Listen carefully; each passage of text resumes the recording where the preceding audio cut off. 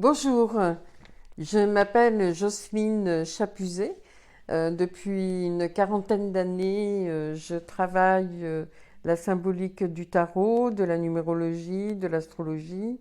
Et depuis une dizaine d'années, j'écris tous les mois une petite réflexion autour de la nouvelle lune pour le temps de lunaison qui la suit. Euh, pour ceux qui veulent avoir plus de détails, vous pouvez venir vous inscrire sur un site qui s'appelle lunaison.fr et vous pouvez vous inscrire et je vous enverrai par écrit ce travail qui fait à peu près 7-8 pages qui parle certainement plus en détail de ce temps de lunaison. Pour cette nouvelle lune du 23 avril, cette lunaison s'accompagne du signe du taureau par la présence du soleil dans le signe du taureau et de la lune conjoint au signe du taureau, puisque la nouvelle lune, c'est lorsque le soleil se positionne devant la lune et cache la lune. Pour l'influence de ce mois, dans ce temps de confinement prolongé, eh bien nous sommes vraiment invités à regarder comment nous aimerions vivre notre vie. Qu'est-ce qui nous ferait plaisir? Qu'est-ce que nous aimons vivre et aussi qu'est-ce que nous n'aimons pas vivre? C'est la bonne période pour lister ce que nous avons, ce que nous aimons vivre et ce que nous n'aimons pas, ce que nous n'aimons pas vivre ou ce que nous n'avons plus envie de vivre. Le signe du taureau accentue quelque part les inquiétudes, des incertitudes qui sont devant nous et peut nous donner l'impression de piétiner, de tourner en rond. Loin de là, nous tournons en rond, notre planète de toute façon continue de fonctionner, elle est peut-être même plus heureuse pendant ce temps de confinement. Seulement, certains d'entre nous peuvent vivre de l'ennui. Voilà, peuvent vivre une influence négative où ils s'ennuient, ils ne savent pas quoi faire, surtout dans cette période du taureau, qui est le cœur du printemps, où nous avons envie d'aller à l'extérieur, de jardiner, de marcher en forêt, sur une plage, en montagne, enfin d'être dehors. Alors cette période actuellement, qui est quand même assez unique, nous invite à jardiner, mais à l'intérieur de nous. Nous invite à labourer à l'intérieur de nous pour préparer justement de nouvelles semences.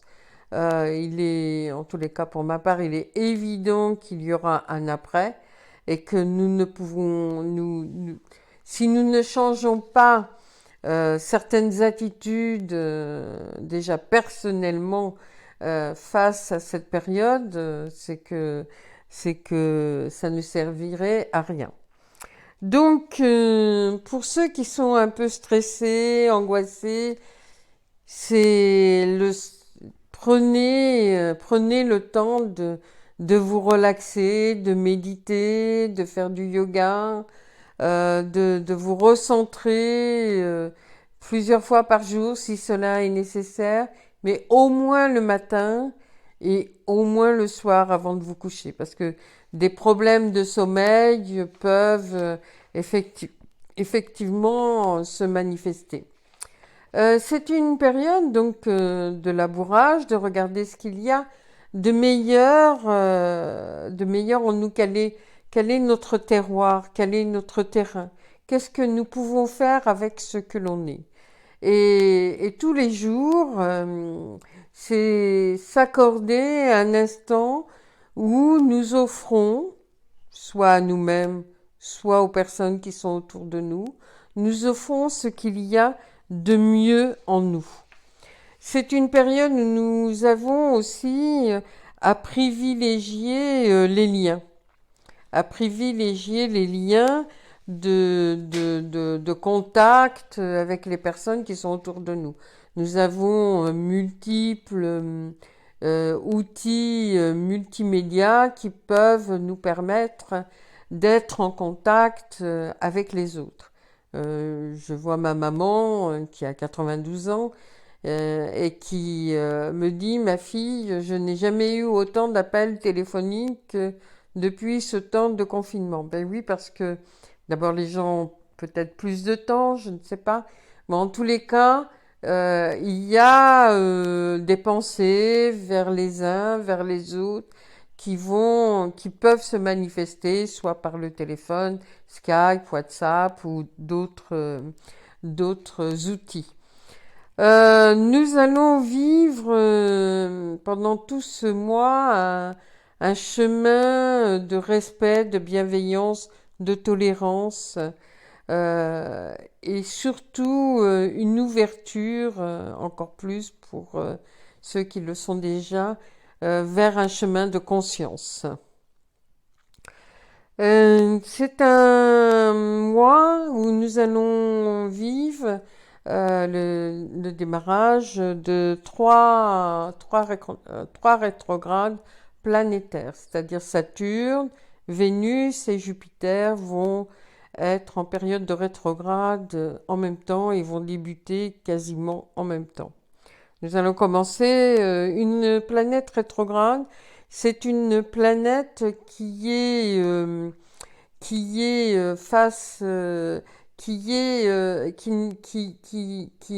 hop, je vais y arriver, qui a une difficulté d'alignement entre la Terre et le Soleil. L'effet, c'est une illusion optique, hein, bien sûr. La planète ne va pas en arrière, hein, ça n'existe pas. C'est comme si vous étiez dans un train et que la voie à côté de la vôtre, où il y a un train, le train s'en va. Et vous avez l'impression de partir avec. Eh bien, c'est la même chose. Quand nous vivons une planète rétrograde, nous avons l'impression d'être emportés par l'énergie de cette planète. Et Saturne, nous allons commencer par Saturne, c'est une planète qui nous fait poser les choses, qui nous fait rentrer dans nos profondeurs, qui nous fait poser les bonnes questions, qui nous amène nos capacités de réflexion, d'intériorisation, de rentrer dans les moindres petits coins cachés à l'intérieur de nous. Et quand elle est rétrograde comme ça, c'est extraordinaire parce que nous pouvons faire un nettoyage et nous pouvons plonger dans notre grenier intérieur et aller y retirer toutes les toiles d'araignée qui empêchent certaines choses, certaines qualités, certaines valeurs qui sont à l'intérieur de nous, enfouies et qui ont quelques difficultés à se manifester.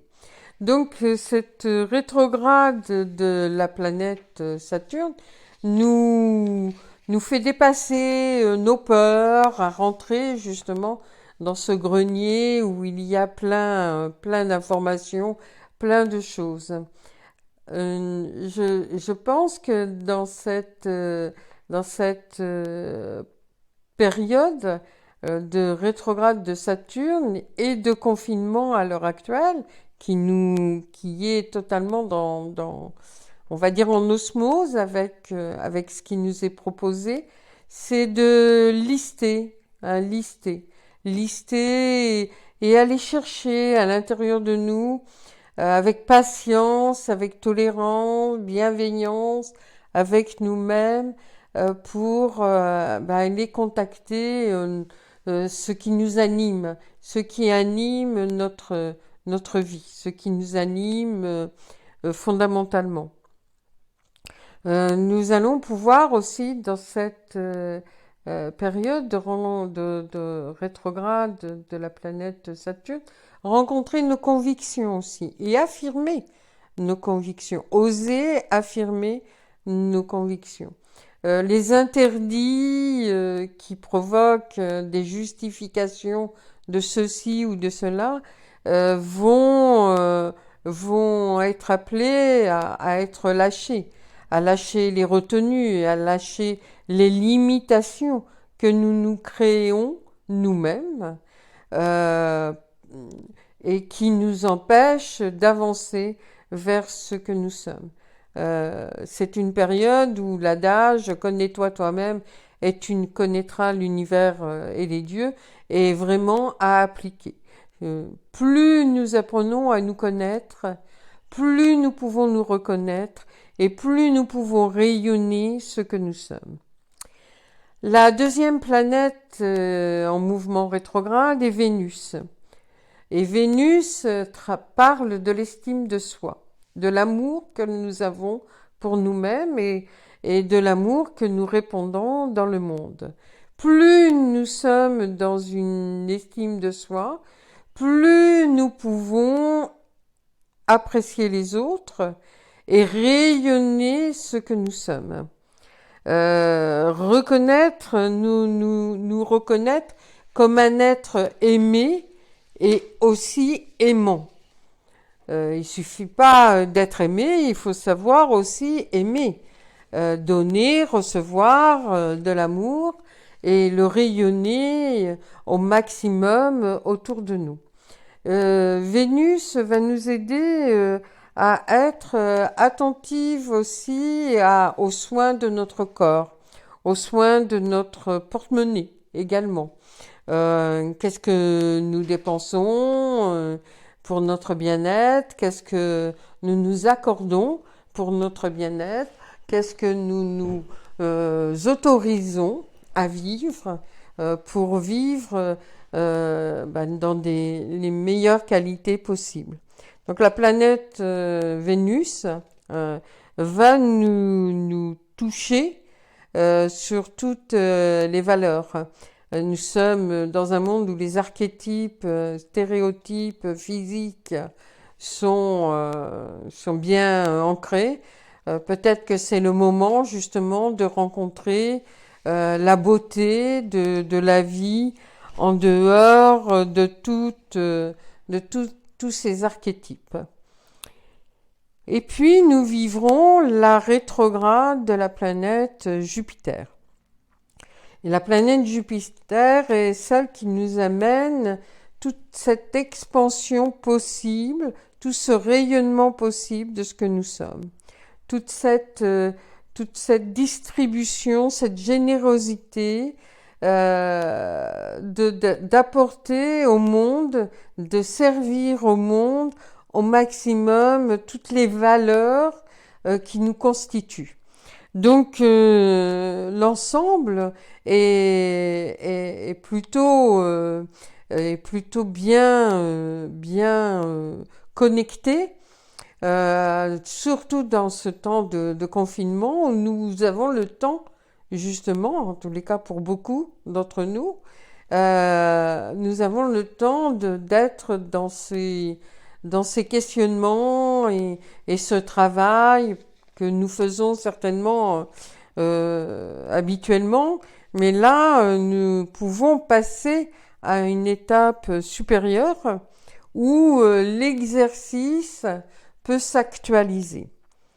Donc, il y a un autre point aussi qui est important pendant ce mois, c'est le transit de la lune noire. La lune noire n'est pas une planète, hein, c'est un point fictif qui se calcule entre la Terre et la Lune. Et cet espace, pour l'instant, est en transit dans le signe du Bélier. Alors le Bélier, lui, a envie de guerroyer, d'aller à l'extérieur, de créer, d'être en action, d'être en mouvement extérieur, de sortir son épée, d'aller combattre pour sauver la veuve et l'orphelin. Euh, et bien là, il est un peu frustré, ce signe du bélier, parce que ce qui nous est demandé actuellement, c'est d'être en combat avec nous-mêmes.